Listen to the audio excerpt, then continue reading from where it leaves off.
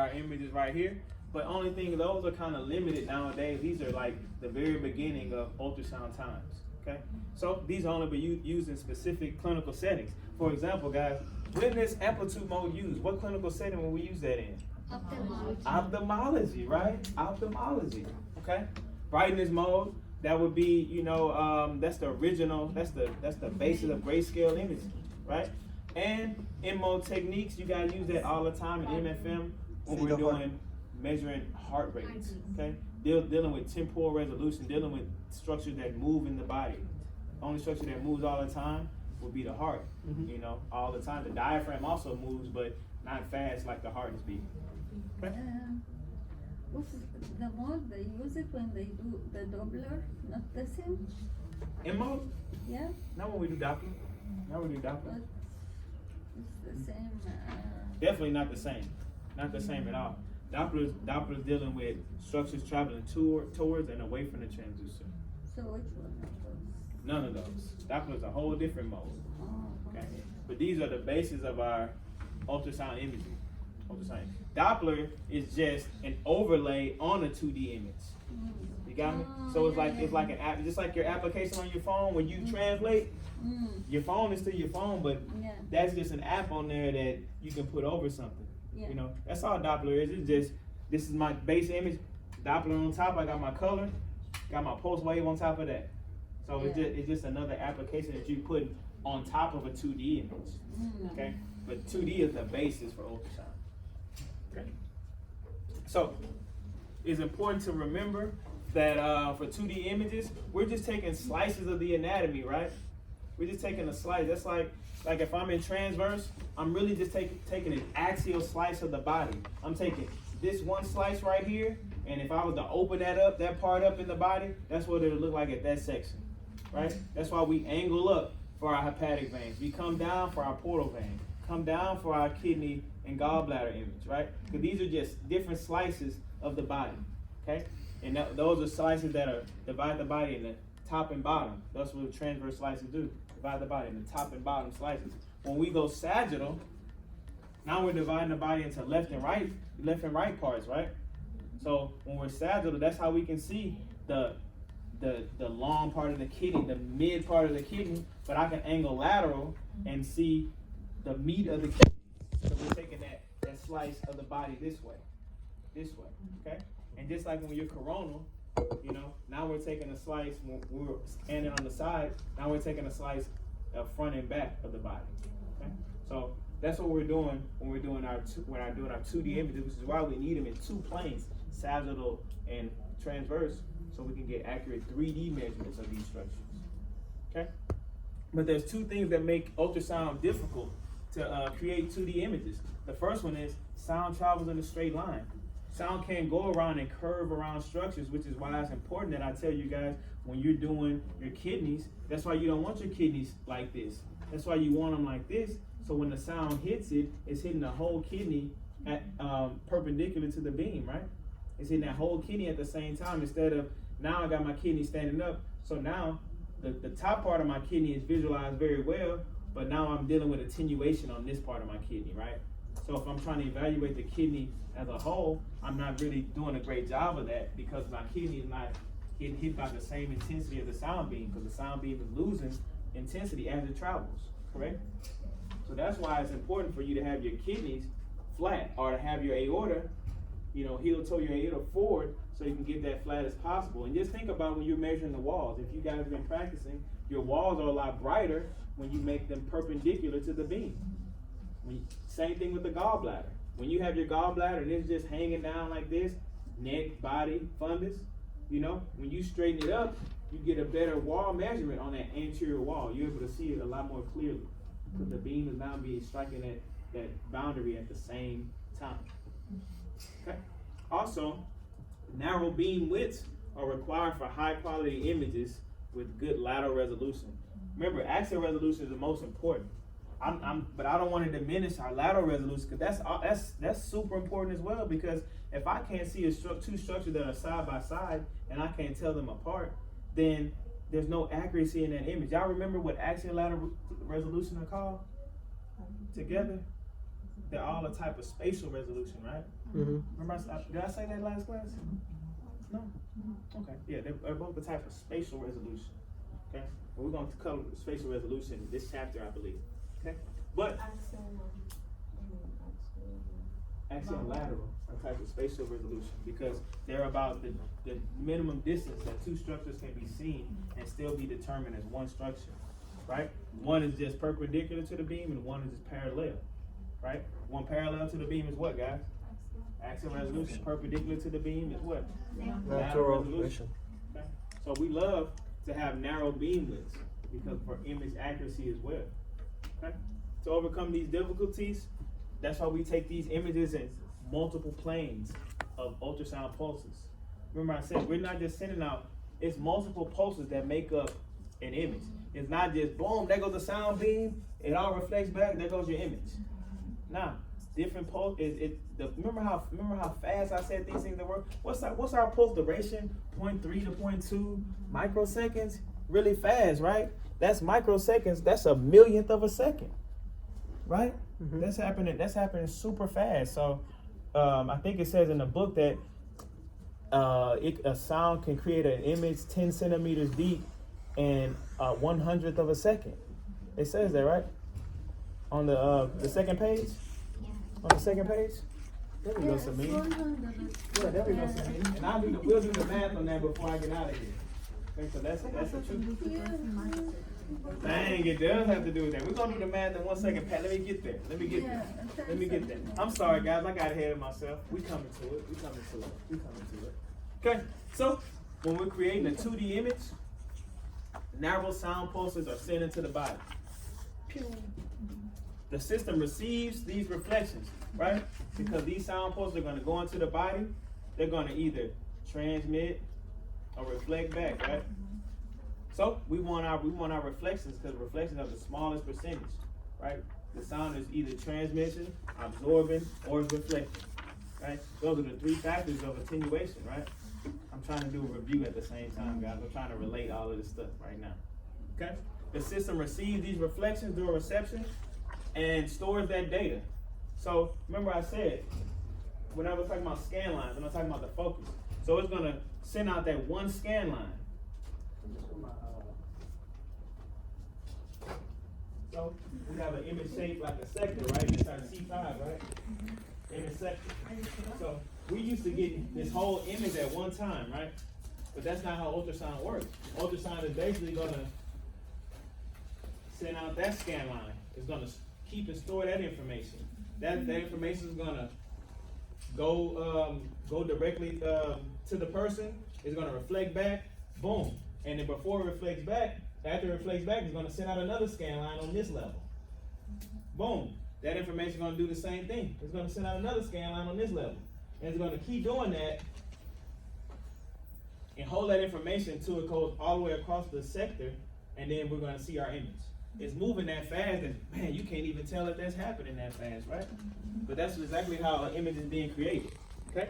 So sound directs a second sound beam into the body at a different direction than the first.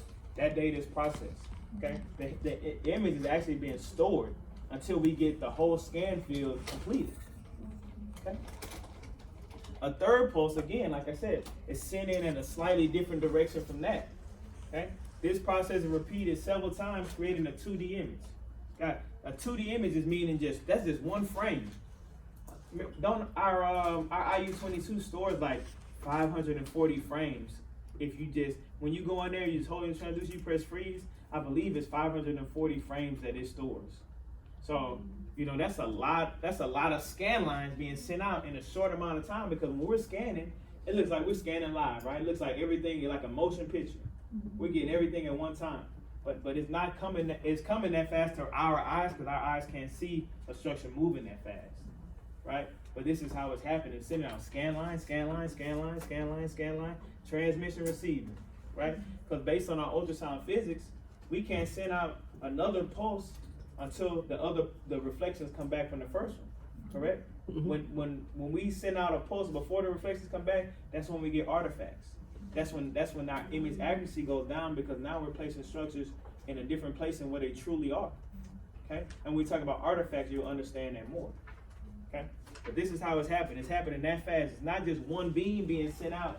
Boom, one beam, boom, the whole image comes back. That's not how it's working. Okay? So this process occurs very rapidly. Okay? So creation of a 2D image from multiple ultrasound pulses. So here's our 2D image. What plane is this baby in?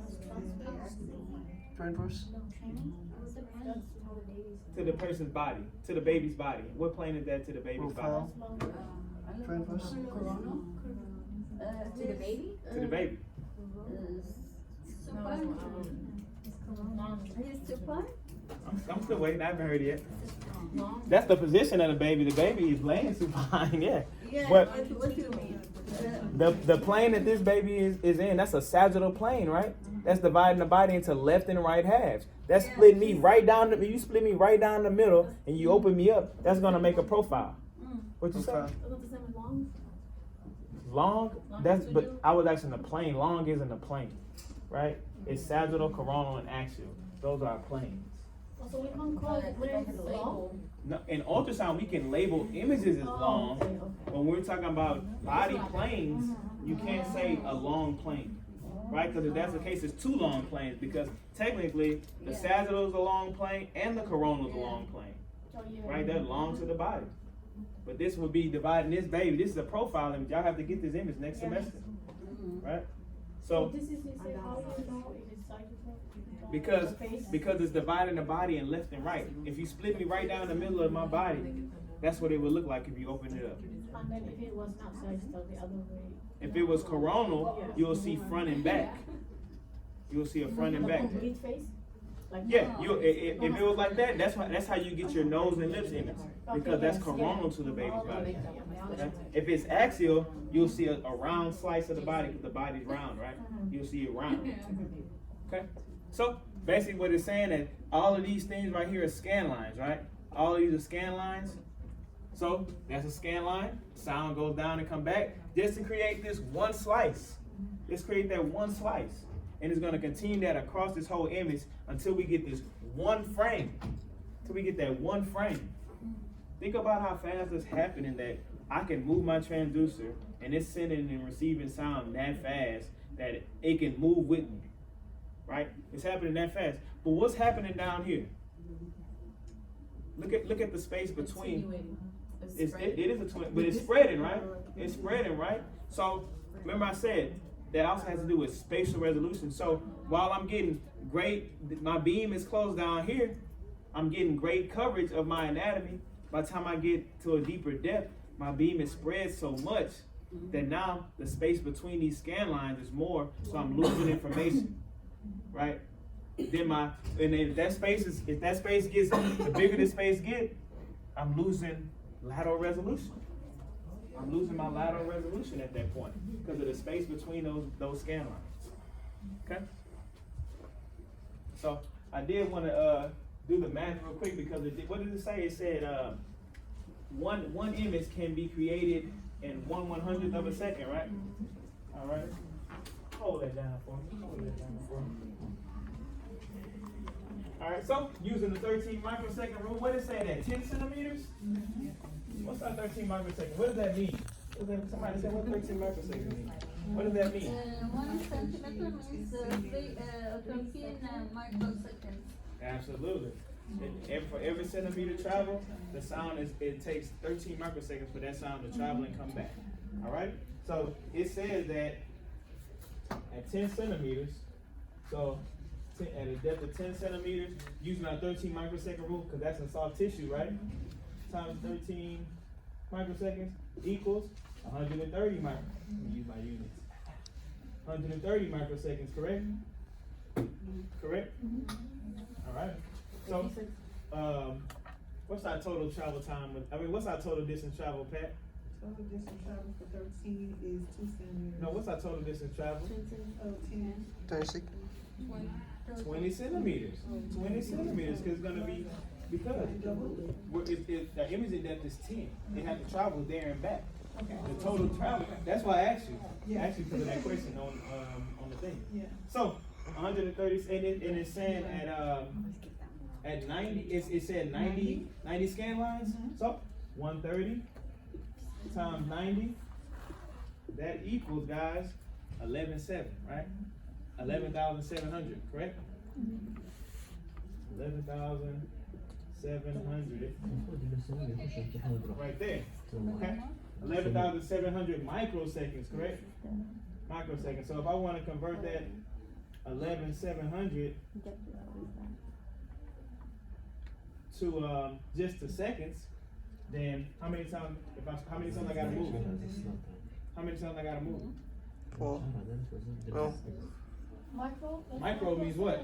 Micro means what? A million. A million, right? That means I gotta move that six times. 6 times. I'm gotta make this number smaller because it's to go to microseconds to seconds. Microseconds are smaller. I gotta move it this way. So add zeros. No, I have to lose zero. I have to come this way. Yeah. I have to come this way. So I'm gonna 1, 2, 3, 4, 5, So you're 6. gonna add 1 0 here. Add 1 0 right there. What did it say? It said it can happen in 1/100th of a second. 1/100th of a second, right? Yeah. That 1 is in the 100th place. That's how fast the images are being acquired. So you change it from microseconds to seconds? To seconds. Because it's telling us it can do that in 1/100th of a second. Right. Correct? So I just brought it 2 seconds just to make it more digestible. I'm trying to say. I thought Last slide right here, guys. This chapter right here, guys, is gonna focus on the characteristics of different types of transducers. From this point on, we've only been talking about single element, unfocused transducers, right? That's all we've been talking about to this point. Now we're gonna get into those questions you guys have about those different transducers. Okay? Why are we using multiple elements and stuff like that? So this chapter right here is going to talk about the different types of transducers and how remember we're talking about electronic focusing and stuff like that. Why is that possible? So this chapter is going to focus on the shape and number of active elements of each transducer we use in clinical imaging. Okay? Shape and number of elements. The automatic redirection of the sound beam to create an image. Beam steering. Okay? Beam steering, because remember I said that's how we have wide scan, right? Because the beam is able to be steered over there, is able to be steered over here, right? Because we need those scan lines to make one image. Okay, however many scan lines it takes to make that. Okay, this chapter also focuses on the focusing of each sound beam. Remember I said electronic focusing, depending on how deep or shallow the PCT is excited, that's going to determine the depth of the focus. Remember, think about our curved PCT. It's the same thing, right? The more increased curvature we have, right? What's that going to do to the focus? It's going to narrow. It's going to bring that focus closer, right? Same thing when we talk about the excitement of these these PCT elements. Same difference. It's still creating a curvature. Remember, I drew that on the board when I was talking about focus and electronic focus. I didn't go in depth, but if you look on your picture from the last chapter, you can see now what we're talking about. Okay. Also going to talk about the shape that the 2-dimensional image creates. So the shape of the image. Remember, I just drew a sector image on the board, right? Shaped like a sector, shaped like this, like our C5 transducer. Shaped like, but then when we use that L12 to do a thyroid, isn't it shaped like a rectangle? Right? If you use I know James like using the sector probe, and it creates, instead of having the bite out the top of the sector, it's like a straight triangle image, right? Have y'all seen James use that little bitty probe? Y'all haven't seen him use it? So, and it's shaped somewhat like a sector, but it's shaped more like a triangle. So instead of like we do images, y'all used to doing images like this, right? Where it looked like it had a little bite at the top. That sector image is going to be a straight triangle, like this. Gonna be a straight triangle, or it's gonna be, like I said, a linear transducer is gonna be like that. Our L12 is gonna be like that. We're gonna talk about why these transducers have these different shapes. Okay? And also we're gonna talk about what happens if there's damage to the active element. Okay? Remember, if we have damage, remember I said if y'all ever seen those lines missing or information missing on some of those elements, yeah, that means there's damage to that PZT element. That doesn't mean the rest of it's not getting an image, but it means that on that one PZT element, that's when we're missing information because it's broken. Okay? Next chapter, guys. Hit the next one for me. Next chapter, we're gonna talk about mechanical transducers, guys. That's what we're gonna start on next week. But I do have a handout.